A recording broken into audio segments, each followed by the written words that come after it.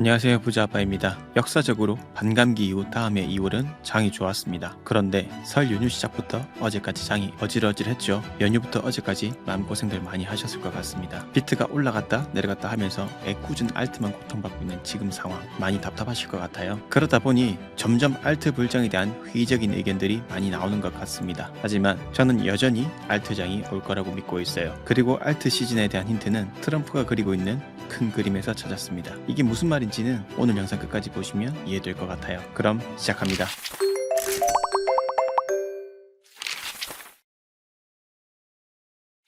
비트코인의 월간 수익률을 보면 역사적으로 가장 장이 좋았던 달은 2월과 10월이었습니다. 특히나 반감기 이후 다음해 2월은 지금까지 100%의 확률로 시장이 좋았던 것을 알 수 있죠. 지금 우리 속을 태우는 이더리움도 2018년 2월과 정말 상승이 미비했던 2023년 2월 말고는 이더리움 역시 좋은 퍼포먼스를 보여주었습니다. 특히 반감기 다음해 2월부터 3, 4월까지도 이더는 좋은 시세를 내주었던 걸 이 표에서 확인할 수가 있어요. 그리고 이번 달도 작년에 반감기가 있고 난 뒤에 2월이죠. 지금까지 그랬던 것처럼 이번 달도 비트보단 이더리움이 더 시원하게 달려줄 수 있는 장이 오면 좋겠네요. 그럼 우리를 애태우는 알트들이 좀 힘을 내줄 텐데 말입니다. 이제 지금부터 이더리움이 어떻게 힘을 내줄 수 있을지 제가 하나하나 말씀드려볼게요. 트럼프의 월드 리버티 파이낸셜에서 또 $10,000,000 상당의 이더리움을 매수했습니다. 뿐만 아니라 월드 리버티는 취임식 전후로 이더리움을 계속해서 매집하고 있죠. 월드 리버티의 포트폴리오를 보면 4억 1,800만 달러 중에 2억 1,800만 달러, 즉 50% 정도를 이더리움으로 보유하고 있습니다. 왜 비트코인이 아닌 이더리움을 이렇게 매집하고 있을까요? 월드 리버티의 이더리움 매집의 숨은 의도를 파악하려면 작년으로 거슬러 올라가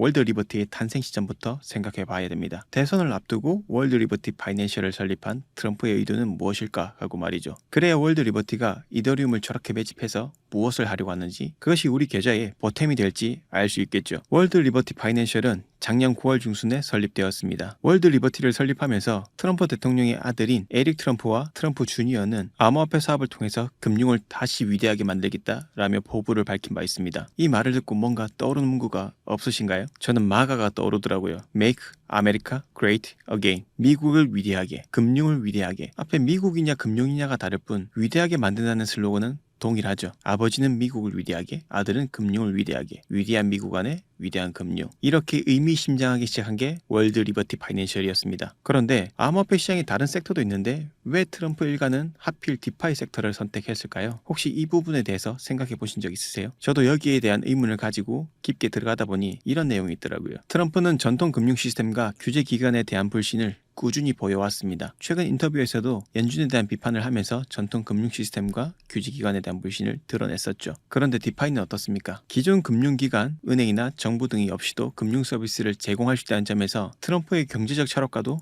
맞아떨어졌던 거죠. 디파이의 특성은 트럼프가 말하는 미국 우선주의와도 부합되기도 합니다. 디파이 시장은 글로벌 금융시장을 탈중앙화하고 미국의 금융 패권을 유지할 수 있는 전략적 도구가 될 수 있어요. 즉 글로벌 금융기관들의 개입 없이도 미국 기반 디파이 플랫폼을 통해서 자금 흐름을 컨트롤 가능하게 하는 거죠. 좀 더 자세히 이야기를 해보면 전통 금융 시스템에는 은행, 중앙은행, 국제금융기구 등이 국가 간 자금 흐름을 통제합니다. 그러나 디파이는 이 과정에서 정부의 개입 없이 금융 거래가 가능하기 때문에 미국이 금융시장에서 기존보다 더 유리한 입지를 점할 가능성이 큽니다. 즉 글로벌 금융기관, 스위프트나 IMF, BIS가 개입하기 어려운 시장이기 때문에 미국이 독자적으로 새로운 금융 패권을 구축할 수 있게 되는 겁니다. 이게 어떻게 가능할까요? 현재 디파이 프로젝트의 상당수가 미국 기반 또는 미국 기술 및 자본에 의존하는 구조예요. 특히 디파이의 핵심 자산인 스테이블코인 USDT, USDC가 미국 달러 기반이라는 점은 굉장히 중요한 포인트입니다. 무려 디파이에서 거래되는 자산의 70% 이상이 미국 달러 기반의 스테이블 코인인 거죠. 즉 테더, USDC 포함 USD 코인 등 미국이 통제하는 스테이블 코인이 디파이 시장을 지배하고 있어요. 그래서 글로벌 자금이 미국이 발행한 디지털 자산을 통해서 유통됩니다. 대표적인 디파이 프로토콜인 유니스왑, 에이브, 컴파운드,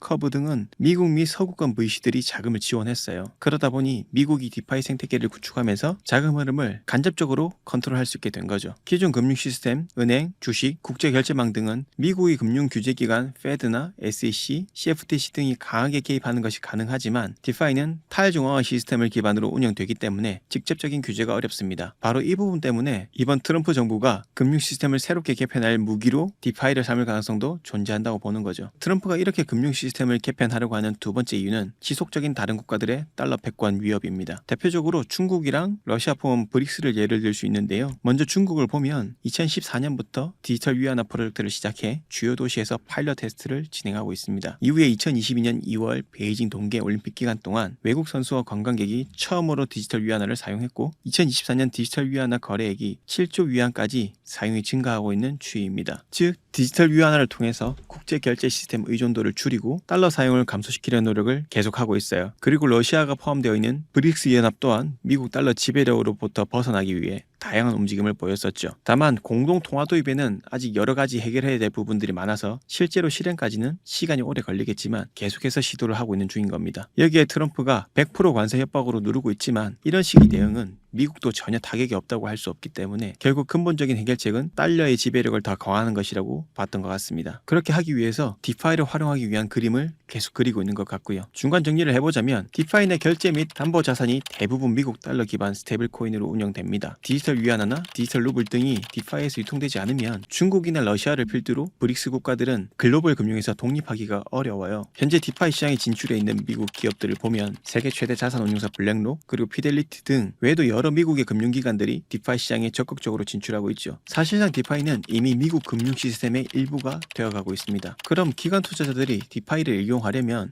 CBDC보다는 미국 달러 기반 금융 네트워크를 이용하는 게 더 유리하겠죠. 그리고 투자를 하시는 데는 부자 아빠 채널을 구독해 주시는 게 더 유리합니다. 예를 들어 이렇게 생각해 보시면 될 것 같습니다. 기관 투자자들은 돈을 벌 수 있는 시장을 선택합니다. 전통 금융에서는 은행, 헤지펀드, 자산운용사, 블랙록이나 골드만삭스 등 대형 금융기관들이 움직이는 방향이 상당히 중요한데요. 이러한 대형 금융기관들이 디파이를 이용하게 되면 디파이는 점점 더 커지고 경쟁자인 CBDC, 중앙은행 디지털 화폐죠. 보다 더 매력적인 선택지가 될 가능성이 크겠죠. 그리고 이번에 트럼프가 CBDC를 안 만든다고 했잖아요. 왜? 디파이를 키워야 되니까요. 자, 다시 이야기를 이어서 해보면 기관 투자자들이 투자할 때 중요한 요소는 자유로운 거래, 높은 수익성, 규제 부담 최소화 등인데 이렇게 보면 아무래도 중앙정부에서 관리하는 CBDC보다 디파이가 더 유리할 가능성이 높겠죠. 정리를 해보면 이 네 가지를 예를 들어 볼 수 있을 것 같습니다. 국가중앙은행이 발행하고 정부가 모든 거래를 감시하고 규제가 강하다 보니까 익명성이 부족해지고 거래 제한의 가능성이 있죠. 그러면 자유로운 투자가 어렵고 기관들의 의도와 다르게 정부가 사용 목적을 정할 가능성도 높아질 수 있어요. 그리고 중앙은행이 개입해서 금리를 통제하다 보니까 여러 가지 불편한 점들이 생길 수 있는 거죠. 그래서 자유로운 금융 거래를 원하는 기관 투자자들에게는 매력도가 떨어질 수 있는 겁니다. 그럼 여기까지 왜 트럼프가 디파이의 진심인지 어느 정도 이해가 되셨죠? 그런데 디파이 하면 딱 떠오르는 종목이 하나 있으실 텐데요. 예, 맞습니다. 바로 이더리움이죠. 왜냐하면 이더리움은 현재 디파이 생태계에서 가장 중요한 역할을 하는 알트코인이기 때문입니다. 월드 리버티 파이낸셜이 괜히 이더리움을 대량으로 계속 매집하고 있는 게 아니겠죠. 디파이 프로토콜에서 핵심 인프라 역할을 하고 가장 많은 디앱과 스마트 컨트랙트가 이더리움 위에서 실행되기 때문이에요. 디파이의 핵심은 스마트 컨트랙트인데 이더리움은 이를 가장 효과적으로 지원하는 네트워크라고 볼 수 있습니다. 그리고 아까도 말씀드렸지만 대부분의 디파이 프로토콜, 유니스왑, 에이브, 메이커, 커브, 컴파운드 등이 이더리움 기반 디파이 프로젝트들이기도 합니다. 이 외에도 이더리움이 디파이에서 중요한 이유들이 되게 많은데요. 이 정도만 해도 이더리움이 디파이의 핵심이라는 부분에 대해서 잘 전달되었을 거라 생각하기 때문에 더 이상의 설명은 생략할게요. 그러면 트럼프가 디파이를 활용해 미국의 금융 패권을 강화하는 전략을 구상하고 있다면 이더리움의 가치가 올라가는 것이 유리합니다. 왜냐하면 이더리움의 가치가 상승하면 디파이의 안정성이 증가되기 때문인데요. 앞서 말씀드린 것처럼 이더리움은 디파이에서 가장 중요한 담보자산 중 하나입니다. 이더의 가격이 상승하면 디파이 대출, 유동성 공급 등에서 안정성이 올라가요. 이더의 가격이 떨어지면 대출 담보에서 청산 압박이 증가를 하기 때문에 디파이가 붕괴될 위험이 있죠. 그래서 과거에 이더리움이 크게 하락했을 때 많은 디파이들이 청산되기도 했었죠. 그런데 이더 가격이 상승하면 디파이 생태계가 더 안정적으로 운영될 가능성이 커집니다. 여기까지 이야기를 듣고 나서